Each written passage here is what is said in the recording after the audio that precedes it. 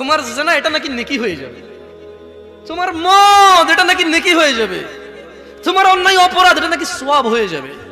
তোমাকে একটা উদাহরণ দেই, তোমার রব কতটা দয়ালু, অপরাধ নিয়ে চিন্তিত, তোমার অপরাধ নিয়ে তুমি লজ্জিত।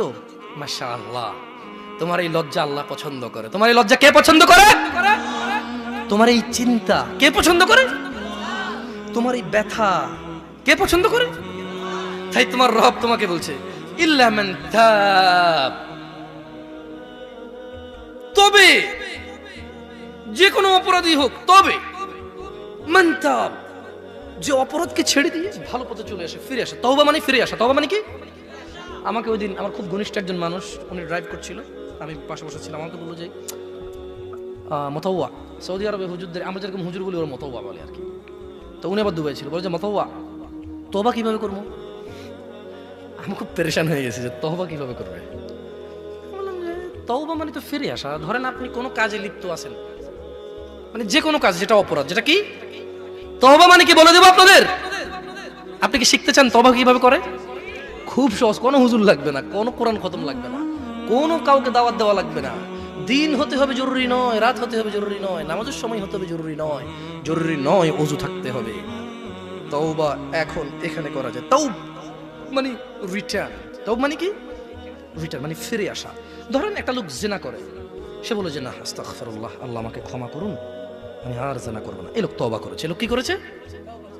এরপরে সে যে তওবা করেছে এটা প্রমাণ হবে কিভাবে? সে যদি আর কোনোদিন আল্লাহকে ভয় করে জিনা না করে। বুঝে আসছে না? আসেনি? মদখোর বলল যে না আমি আর মদ খাবো না, কেন? আল্লাহ এটা অপছন্দ করে। তো এটা কিভাবে মানে তওবা বলে গণ্য হবে? যখন সে আর এই কাজ করবে না, যখন সে আর এই কাজ। তো শোনো, তোমার রব তোমাকে বলছে ইল্লা মান তাব, তবে যে তওবা করে, ওয়া আমানা ওয়া আমিলা সলিহা, অপরাধ থেকে ফিরে এসে ভালো কাজ কর্ম করে, ফাউলাইকা ইউবাদদিলুল্লাহ, ইয়া আল্লাহ লা ইলাহা ইল্লা আনতা, লা ইলাহা ইল্লাল্লাহ। দেখেন কি রব পেয়েছেন, বেদুয়ার মহিলার পুরুষ। কোরআনটা পড়ো, দেখো কি পেয়েছো, কার থেকে দূরে।